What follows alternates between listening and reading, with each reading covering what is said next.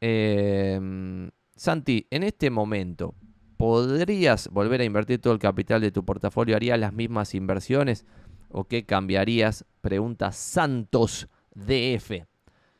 Claramente haría las mismas inversiones que estoy haciendo ahora, que ya lo he contado acá, pero departamento capital federal en refacción, inversión en una oficina para de inmobiliarios para que crezca esta empresa. Como siempre digo, parte de mi guita tiene que ir a de inmobiliarios para hacerlo crecer. Además, acciones argentinas en su totalidad, todo el panel general compré completo, ya no me acuerdo cuántas son. Ah, me faltan igual, tipo, porque YPF la vendí más de 100% arriba y después no la pude comprar más porque siguió subiendo. Transportadora de Gas del Sur, Dica, Roce, Rigo, me faltan 5 papeles nada más de todo lo que cotiza en Argentina. Además tengo bonos a L30 que nunca pensé que iba a tener, pero como estaban tan baratos de paridad, esto también me vuelve loco. Vamos, o sea, voy a responder tu pregunta. Gracias por la pregunta, amigo Santos de F. La voy a sumar con la pregunta que teníamos de, en una inversión inmobiliaria, ¿vos priorizás calidad o precio? Calidad o precio. Y sobre esto voy a cambiar la pregunta y en vez de hablar de inmobiliaria voy a hablar en general. En general porque en general el precio depende de la calidad. Algo es barato dependiendo de la calidad. Esto es casi obvio. Pero si yo compro a $2.000 el metro en Puerto Madero, aunque esté comprando en Lumière o en lo más barato de Puerto Madero, igual voy a estar comprando barato a 2 lucas el metro. En cambio, si alguien me ofrece 2 lucas el metro en el 11, voy a estar comprando caro, casi que en cualquier situación, excepto en Córdoba y Anchorena, creo que hay un edificio premium que vale 2.500 el metro, pero excepto en ese edificio, en todo el resto del barrio, voy a estar comprando caro a 2 lucas el metro. Entonces, esto es clave. O sea, no es precio o calidad, es el precio en base a este producto, a esta calidad. ¿Es barato o es caro? Y comparto pantalla de algo que estábamos discutiendo acá en Twitter, porque la gente me indigna en Twitter particularmente. Entonces yo acá el 26 de octubre comentaba, y lo comentamos en Twitch, en aquel momento lo comentamos en Twitch, no como consejo de inversión, porque no doy consejo de inversión, esto no es un consejo de inversión. Estoy contando algo que yo hago que me parece delirante. Y yo ponía, no tiene sentido que haya bonos argentinos al 20% de paridad. El que no sabe lo que es la paridad es si el Estado argentino emite una deuda y dice, estos $100 van a pagar $10 de interés, salgo a vender la deuda. El papel dice $100 más $10 de interés, ¿está bien? Si ese papel después que decía 100 más 10 se vende a 20 en vez de a 100, porque después cuando termina la deuda te devuelven todo el capital, ¿está bien? En el medio te van pagando interés y te devuelven el capital al final. Si el papel decía 100 y se vende a 20, eso quiere decir que la paridad es 20%. Y acá lo interesante, Irak, tras ser invadido por los Estados Unidos de América y entrar en guerra, defaulteó, obvio, y llevó a cabo la peor reestructuración de la historia de la humanidad, que fue 90% de quita. Es decir, a los papeles de deuda de Irak que decían 100, les dijo a los que habían tenido esto, los bonistas, le dijo, tome 10, acéptelo porque me están bombardeando y no va a cobrar más que 10. Y el bonista aceptó los 10. ¿Está bien? Esa fue la quita más grande de toda la historia de la humanidad. La segunda, ¿qué país la generó? A ver si me adivinan este dato. Argentina. Y no llegó al 80% de quita. Fue 70 y largo por ciento de quita aceptado. Por casi todos, excepto por, ¿se acuerdan ese quilombo de los fondos buitres? Era porque en los tribunales de Nueva York estaban reclamando, che, me están recagando porque... Y Argentina decía, che, pero vos compraste a paridad Chirola y ahora estás veniendo a reclamar. ¿Y qué tiene que ver? Este papeleta decía 100 y ahora me da 20, dale, 22, no sé, lo que sea. Bueno, entonces yo lo que ponía es, si nos convertimos en Irak en su peor momento, porque no es en Irak hoy, es en Irak cuando estaba bombardeado en guerra con Estados Unidos, perderías el 50% de tu inversión. Menos de lo que ya bajó Facebook year to date, porque en ese momento ya Facebook había bajado más del 50%. Tiago me pone me gusta la manija al AL30, todos estamos muy comprados. Tiaguín, pelota dice Tales from the Crypto. Y acá Luis Marino, ayer, es decir, bastante después de ese tweet, un mes después, me parece, pone, desde que Santi Vende publicó el tweet, pasaron un poco más de 30 días. Los bonos argentinos subieron 30% en dólares en un mes. Y en enero te pagan de renta un 20% más, si compraste en $20. ¿Quién decía que no era negocio?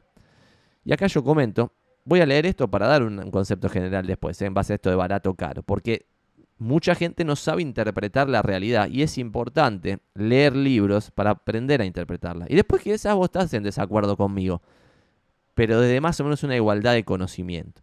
El mes que viene también podría haber un default y nos vimos en Disney, cupón de enero, le pongo yo como, che, guarda con esto del 20 extra si pagan el interés, porque quizás defaultean antes. Y lo que pongo es, lo realmente sorprendente sería que Argentina no defaultee y haya existido bonos al 20% de paridad que se terminen pagando. Lo digo como sorpresa. No quiero calcular esa TIR porque me vuelvo laca.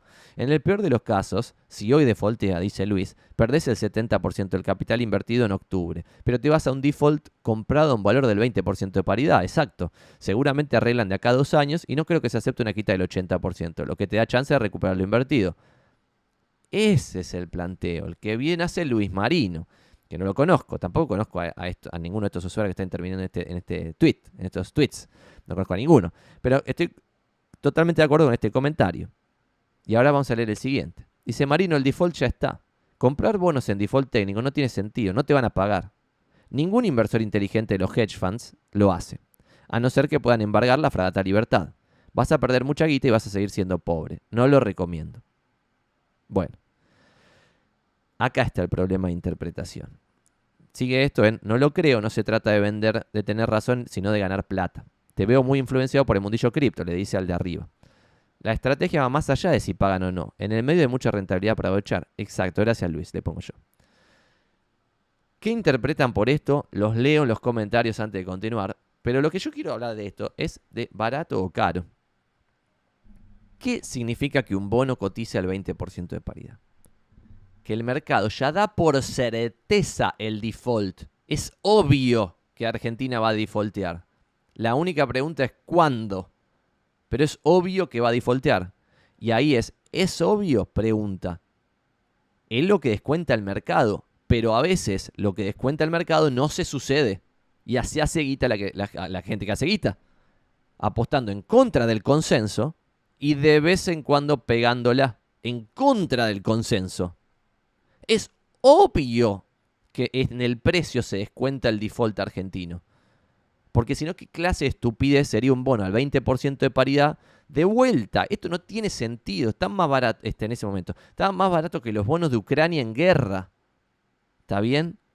Entonces, obvio que se estima que va a haber un default. No solo se estima un default, se estima un default y después se estima una reestructuración de deuda donde le van a dar chaucho y parito a los bonistas. Eso es lo que se estima hoy.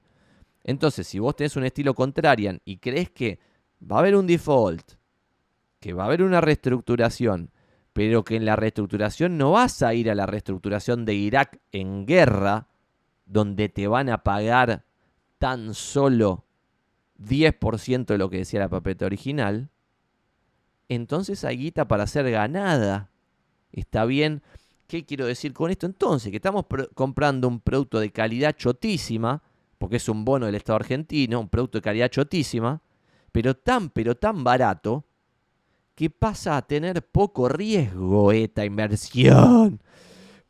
Esto de locos. Y llegó a estar a 19 de paridad. Yo llegué a comprar una partecita a 19 y pico. No tiene sentido, de vuelta.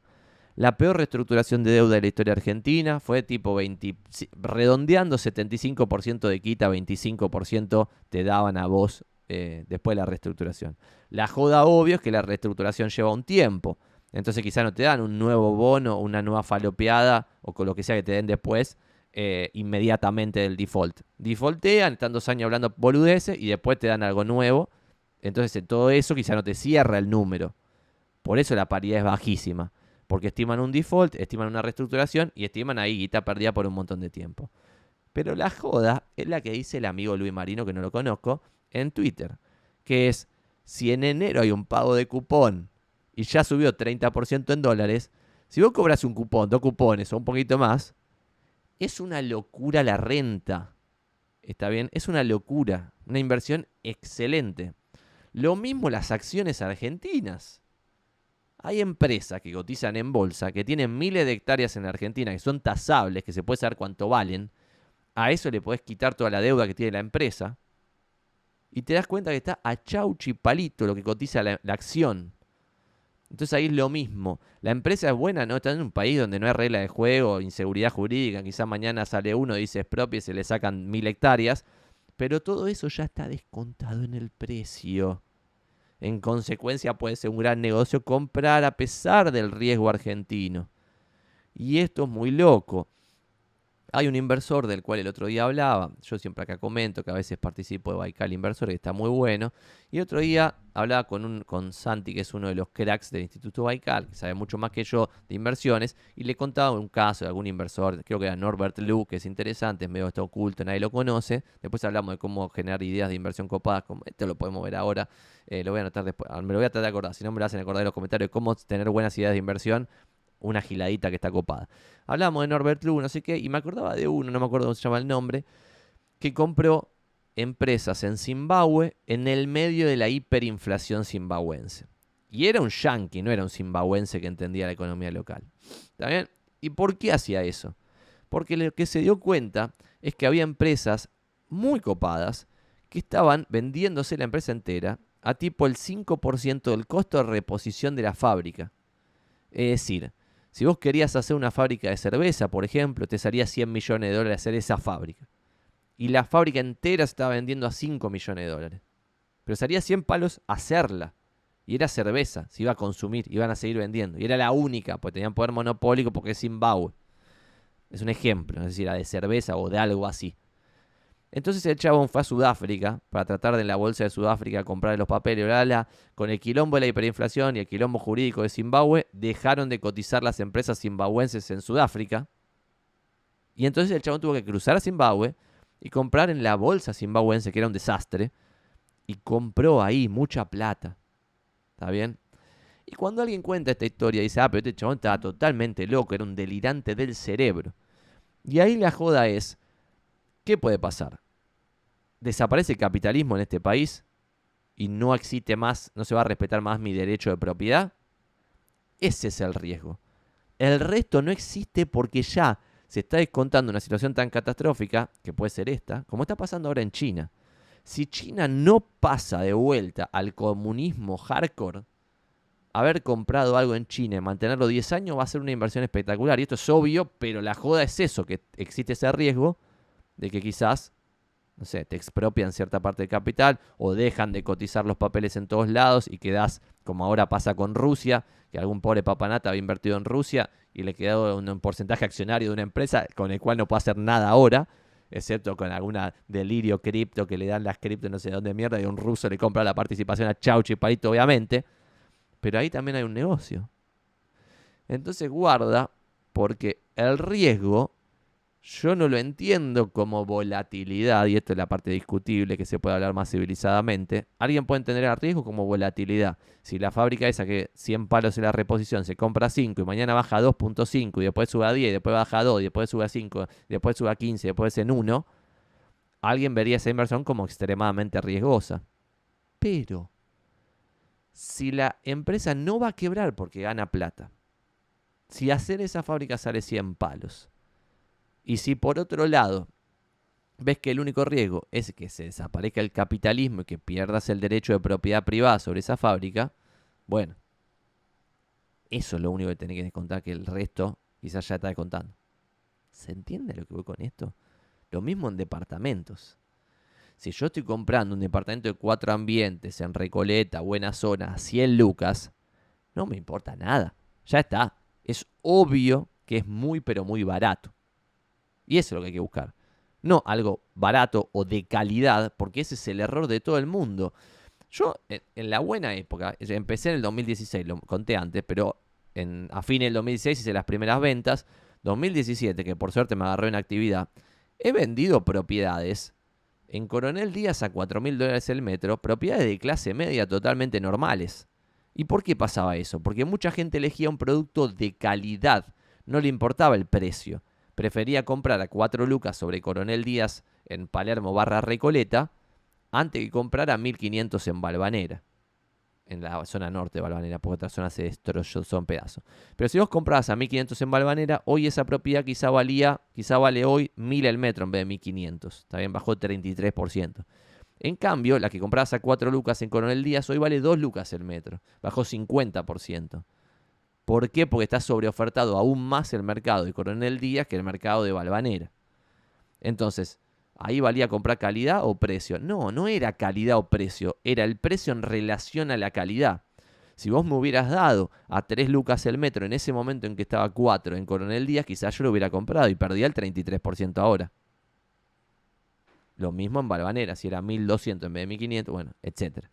Y lo mismo estas cosas. Y aplica a propiedades, acciones y bonos, que es lo que decimos siempre acá, que son las únicas inversiones que se pueden hacer. Y después, otra cosa que hemos hablado acá alguna que otra vez, acciones, propiedades y bonos también tienen un montón de falopeas que pueden salir de ellas mismas. Por ejemplo, un fondo común de inversión que invierte en acciones, en realidad estás invirtiendo en empresas. Tenés un maxi kiosco, estás invirtiendo en empresas.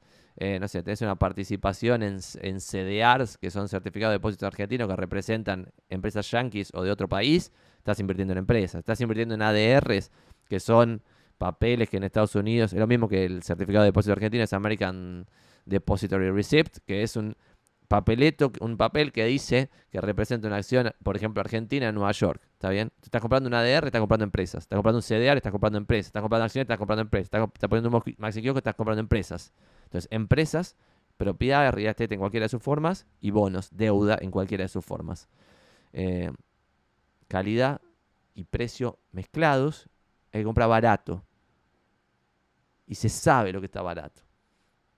Y lo que está barato es lo unsexy, lo que no está de moda, lo que nadie quiere comprar. No es comprar cripto en el 2018, 2019, 2020, todo el mundo, todo el tiempo, cualquier gil hablando de cripto sin parar.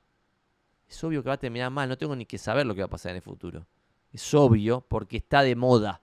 Y si está de moda es caro. Y si compras caro tenés un retorno subpar, o sea, un retorno de mierda. Y eso pasa siempre, no es que estoy leyendo, no es que tengo la bola de cristal.